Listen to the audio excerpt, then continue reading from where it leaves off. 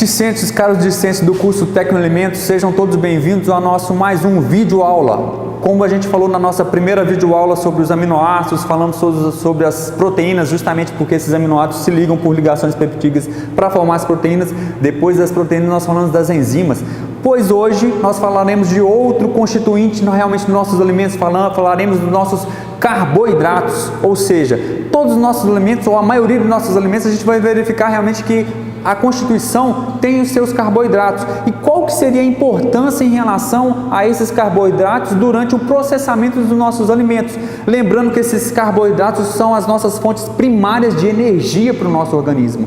Então, às vezes, o pessoal costuma falar, não, consuma esses alimentos aqui agora, que eles são extremamente nutritivos em relação a raízes, tubérculos. Pessoal, não é que eles não sejam nutritivos, mas eles são mais energéticos, justamente por essa alta concentração que eles têm de carboidratos. Então, quando a gente fala de carboidratos, na verdade a gente está falando do quê? De energia para o nosso organismo. E quando a gente fala de carboidratos, o próprio nome, pessoal, já diz algo. Ou seja, eu tenho um carboidrato e hidratos. Ou seja, eu posso falar que são hidratos de carbono, do próprio nome, né? Quando a gente fala sobre isso também, a gente pode verificar, pessoal, que esses carboidratos são produzidos também e originados por reações de fotossíntese. Nosso grande autor Leningen, que tem realmente dos livros de bioquímica, falam que cerca de 100 bilhões de toneladas de carboidratos são formadas anualmente em nosso meio ambiente. Como eu falei com vocês, através do processo de fotossíntese. E quando a gente fala de carboidratos, eu falei com vocês que nada mais é do que um carbono hidratado, porque se eu verificar, eu posso pegar a estrutura de uma água ligada a uma molécula, a um átomo de carbono. Por quê? Por N vezes. Então, nada mais é que o quê? Um carbono hidratado. E aí, como eu falei com vocês, como função principal, a gente vai verificar uma função energética e uma função estrutural. Quando a gente fala em relação a uma função energética, a gente pode citar como exemplo a glicose e o amido, extremamente energéticos para o nosso organismo. E como função estrutural, a celulose e a própria quitina. Quando a gente fala em relação a essa estrutura, eu posso falar para vocês que há realmente aqueles grupos funcionais.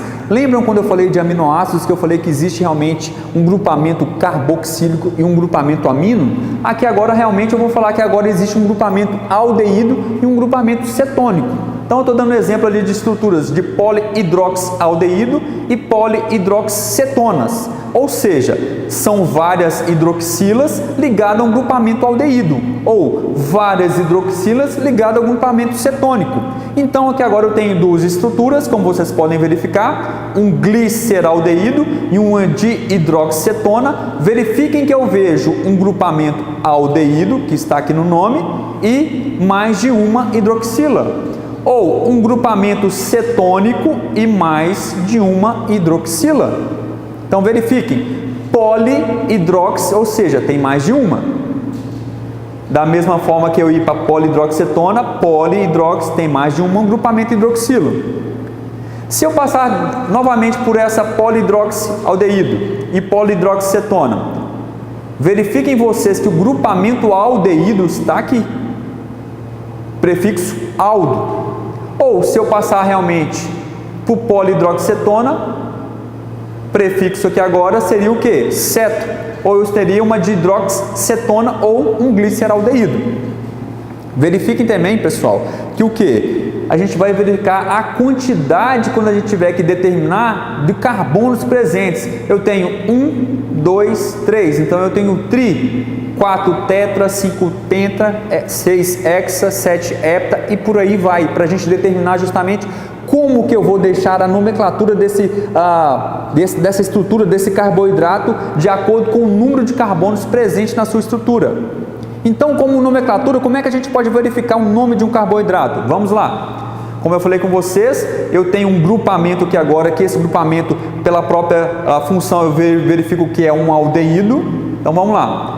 Grupamento aldeído, aldo. Vamos contar quantos carbonos? Eu tenho 6. 1, 2, 3, 4, 5, 6. Então, hexo. Se eu juntar, então, aldo, que é um aldeído, mais hexo, que é o número de carbono, mais a terminação ose, eu teria uma aldohexose, que seria uma glicose. Então verifiquem, pessoal, verifiquem o grupamento da estrutura, é um aldeído, então aldo. Verifiquem quantos carbonos a gente tem, 1, 2, 3, 4, 5, 6, hexo, aldo mais hexo, mais a terminação ose, eu tenho uma aldohexose, ou que é a nossa glicose. Outro exemplo, como eu falei com vocês com o grupamento aldeído, vamos para um grupamento cetônico. Vamos lá. Agora eu não tenho mais um grupamento aldeído, mas a gente já verifica que agora um grupamento cetônico. Então o nosso grupamento é o ceto. Conta quantos carbonos a gente tem, 1, 2, 3, 4, 5, 6, hexo, e eu junto isso, como é que seria? Ceto mais hexo mais ose, e eu tenho uma sectohexose, que seria a nossa frutose. Então, da mesma forma que a gente fez com o grupamento aldeído, eu verifico onde é que está o meu grupamento cetônico, ceto. Conto o número de carbonos, 1, 2, 3, 4, 5, 6, hexo. Ceto, hexo mais ose, cetohexose, que é a nossa frutose. Então essa realmente seria como que a gente vai determinar realmente a nomenclatura dos nossos carboidratos. Então vocês vão verificar na nossa aula que como vocês vão identificar esses carboidratos em termos das nossas estruturas. Qual que é a função que está presente? É um aldeído? Não. É um grupamento cetônico? Quantos carbonos?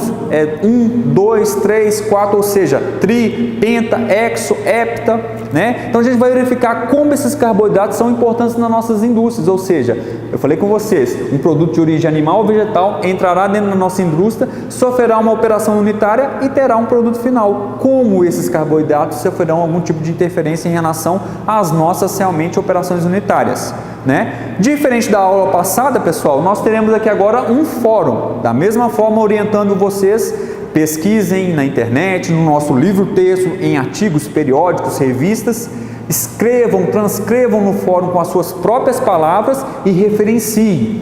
E sempre observem justamente a data de abertura dos nossos fóruns.